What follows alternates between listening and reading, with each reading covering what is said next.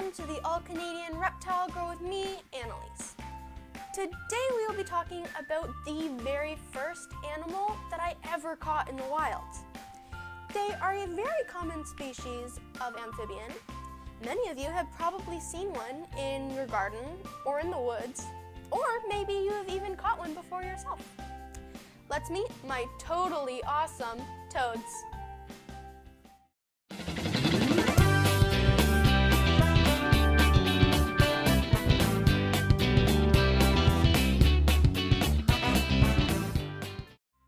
Did you know that not all frogs are toads, but all toads are frogs? It's true. These toady frogs are American toads.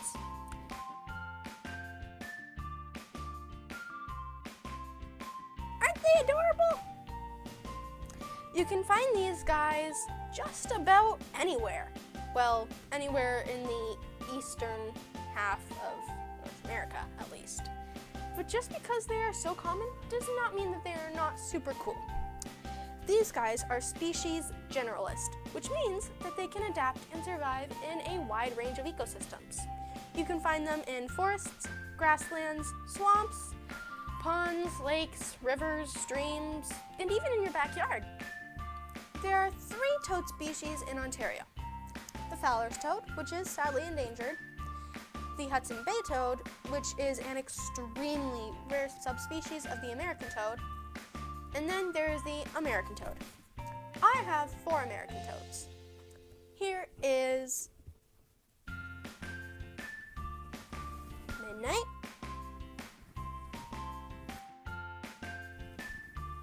Little One,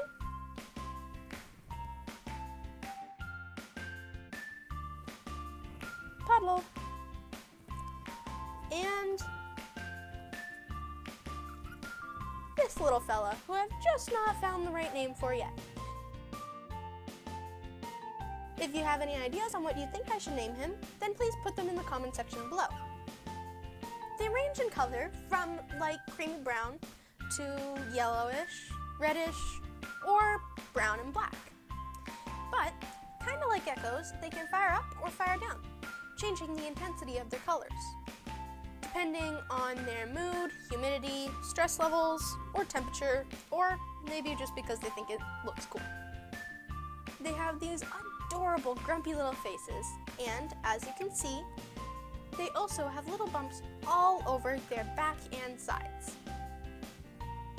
These little bumps are usually referred to as warts, but they are actually not warts, and despite whatever you may have heard, you absolutely, without a doubt, 100%, for realsies, cannot get warts from toads or frogs.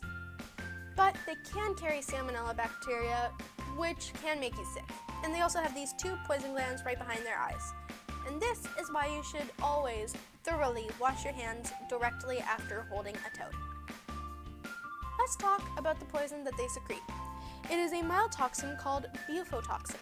It is very bitter, which is supposed to encourage predators to drop the toad if they try to eat them. And it can cause irritation to us if it gets in a mucous membrane or your eyes.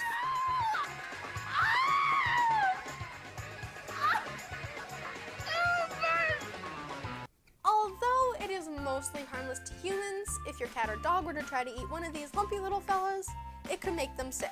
So you should always keep an eye on your pets, whether out in your backyard or the woods. Take a look at these glands. If you squeeze these big kidney-shaped lumps here a little bit, don't worry, it doesn't hurt them, you can see the oily white toxin they produce. Pretty cool, eh?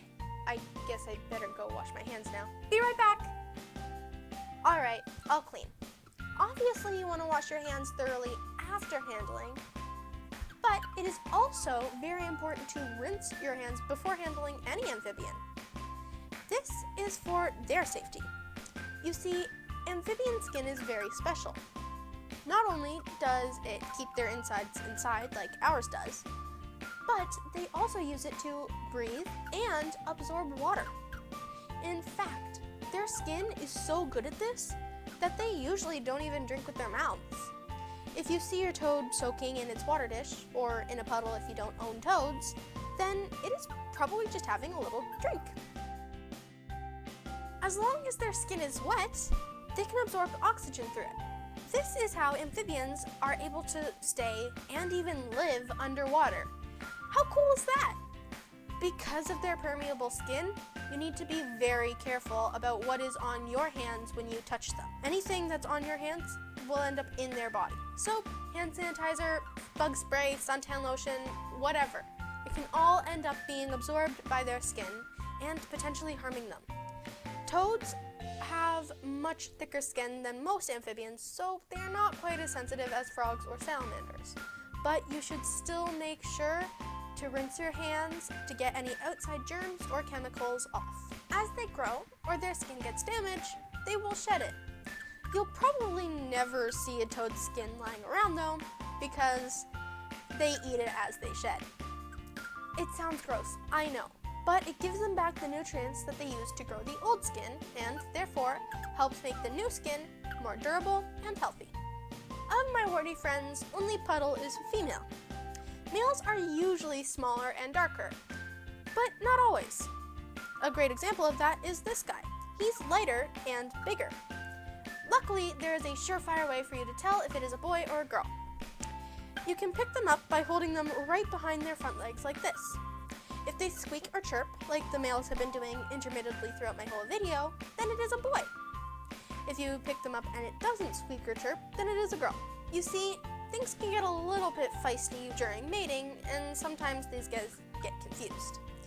That squeak when grabbed is like him saying to what he assumes is another male trying to mate with him, "Dude, I'm a dude. There are no eggs coming out of me." They mate in spring and lay between 2,000 to 20,000 eggs per clutch. The female lays the eggs in 2 strands attached to underwater plants and branches. The eggs hatch about a week later into little tadpoles, and in early summer they emerge onto the land as toadlets. Yup, they're called toadlets. The toadlets are about the size of your pinky nail and are so super cute. Over the next 2 to 3 years, they will mature into adults. Toads are garbage disposals. In the wild, tadpoles eat algae, small water bugs, and pieces of vegetation that are small enough to fit in their little mouths.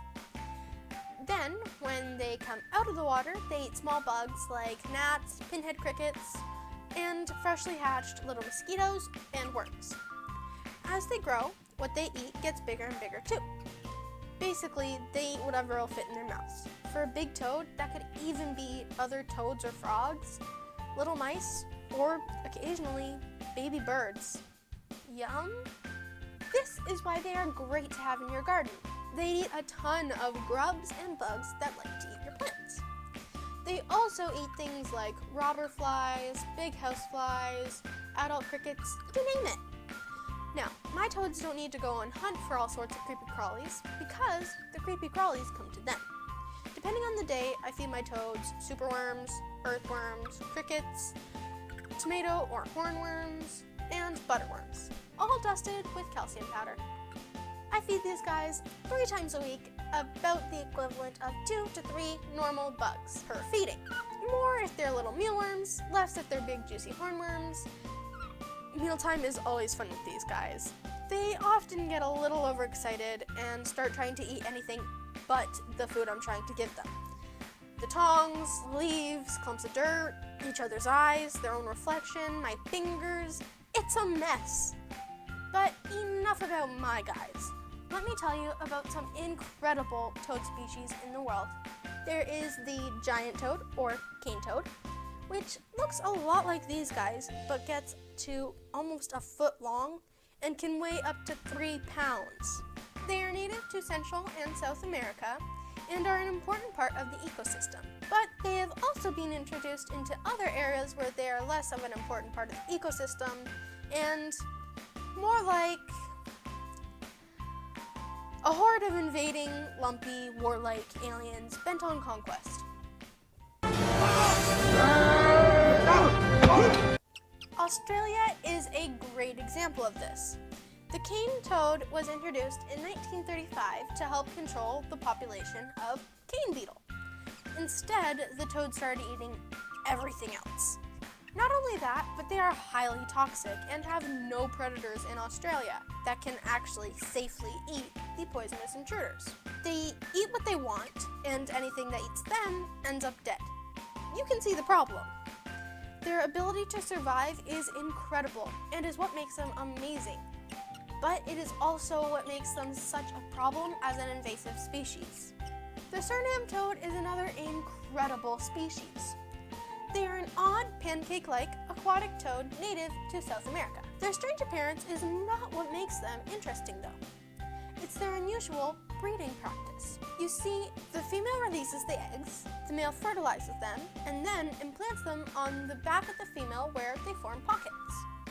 The eggs hatch and the tadpoles live in the flesh of the mother's back until they emerge as fully formed toads.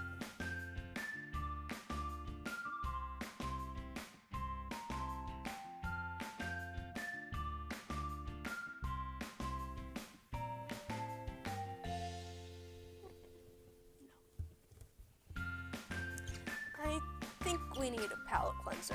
Let's talk about the pebble toad. These adorable toads are native to parts of South America. They're itty little guys getting to, at most, a little bit over an inch. Their gray or black markings let them blend into their rocky cliffs and mountainous areas that they call home. They are pretty unremarkable, except for their defense mechanism. When threatened, they tuck in their limbs, tighten up their teeny bodies, and fling themselves off the mountain. Their small mass and stiffened body allows them to bounce their way down the slopes to safety like a little dislodged pebble.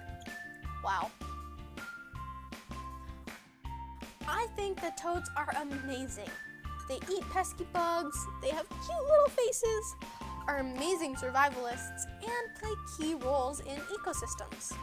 Their relatives around the world are pretty neat too. I hope you enjoyed meeting my pet toads and learning why these guys are so cool. Don't forget to put your suggestion for a name for my unnamed toad in the comment section below. Thanks for watching me, the All Canadian Reptile Girl, and of course, Puddle, Midnight, Little One, and Still Without a Name Guy. Please don't forget to check out my Instagram and my other videos. And as always, please like, share, comment, and subscribe. And remember, nurture all nature. See you next time. Bye. One back in after another. Stop croaking. Just, oh no, come. Normal bugs. Why did I do air quotes with 3 fingers? I went normal.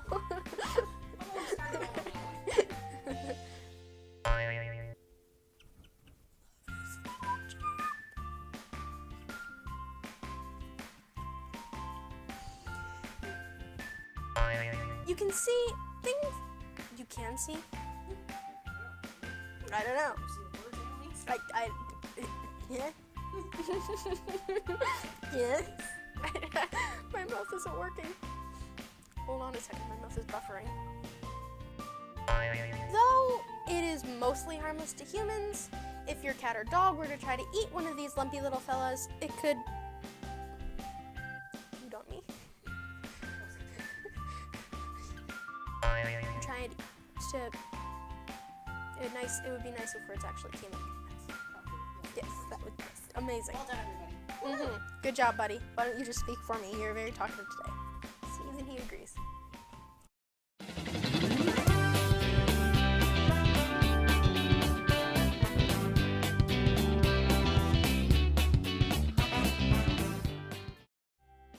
Jumpy. Oh, you're so cute. Oh, I love you.